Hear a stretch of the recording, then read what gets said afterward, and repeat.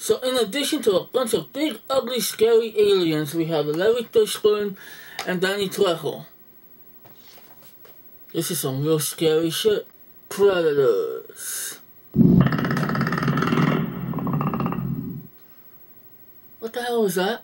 So in 1987, we were treated to one monster of an action movie named Predators, starring Arnold Schwarzenegger, Carl Weathers, and a bunch of other muscle-bound bastards. In that film, those guys were shooting heavy weapons, kicking ass, spitting some great one-liners, all the while they were being stalked by some kind of creature in the jungle. There it is again. I mean, there was one guy getting his whole chest blown out, another guy getting his head blown off, people getting their arms torn off. There was one guy who got his spine torn out. All of this was being done by one big, ugly motherfucker. Then in 1990, we went from the jungle to LA in Predator 2, where Danny Glover battled another predator who was fully content to hunting drug dealers. Military-trained mercenaries with assault rifles and a Gatling gun versus a bunch of urban gangsters with Uzis. Doesn't really have the same challenge. In 2004, we saw not only the Predator franchise, but also the Alien franchise get butt-fucked by Paul W.S. Anderson in the PG-13 rated Aliens vs. Predator. You son of a bitch. Then in 2007, we got its mediocre sequel, Alien vs. Predator Requiem, where at least we got the gore, the blood, and the R rating back, along with some cool alien fight scenes. But we also got a film that was dark and very irritating to watch, along with some shitty, useless characters who we really couldn't give a shit about, and we just couldn't wait to see killed. You son of a bitch. At last, 23 years later, we finally get the sequel that we've been waiting for. Thanks to Robert Rodriguez, the genius behind the Spy Kids franchise. Now let's get it straight, he didn't direct this movie, but he did produce it with his own money so that he can have full creative control, and he can bring us a Predator movie with a lot of blood, violence, and a whole bunch of cussing, and 20th Century Fox couldn't tell him shit. So we're back in a jungle environment, but there's something a little fishy about this jungle. The Predators have selected the most dangerous killers that they could find, and for some reason Topher Grace from that 70s show dropped them off in the jungle with the weapons that they had on them, so that they can all be hunted and killed. Out of the bunch is a real hardcore badass, played by Adrian Brody?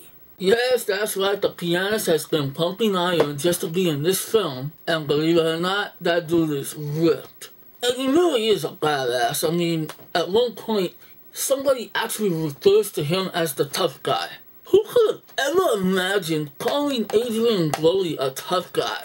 But no, seriously, he is a badass in this movie. He plays it tough and don't give a fuck. Pretty much all the characters are interesting in this movie. Funny thing is, you know that most of these guys are gonna die, but it's really interesting to see them fight and try to survive. Even when they do die, it kind of feels like a loss. Kind of like the characters in the original, but definitely not any of these people. It's kind of sad because the characters really are interesting, and it would have been nice to see a little bit more of some of them, but all of them do make good use of their screen time. Now, I couldn't tell you why Topher Grace is in this movie, so I'm just gonna let you figure that out on your own. So obviously the plot is very basic, but the action is quite clever and very intense. There are some cool nods to the original, and there's some explanations that further expand our knowledge about the Predators, which some may not care for, some may think is unnecessary, but I totally dug it. This movie doesn't dwell on gore, but don't worry, there's plenty of blood to go around. There is a slight dragged out middle point of the film, but once you get past that, you're in for a very intense conclusion. There's a fight with a Yakuza member who's carrying a sword, and he decides to take a stand, so he goes head to head with one predator, and it turns out to be a very sweet fight.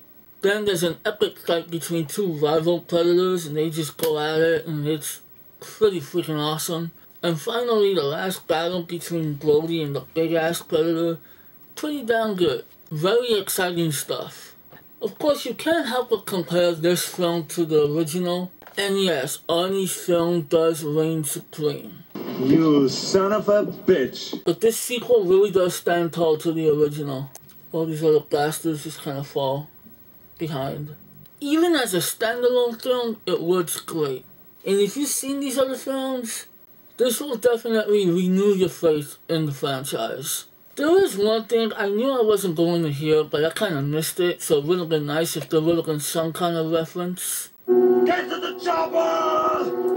But I knew that wasn't going to happen, so I'm giving Predators 3.5 stars out of 5. Very entertaining, great characters.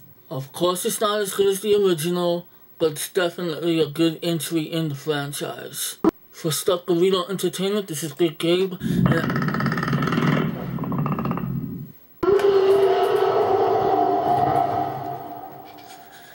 I hope I see y'all later.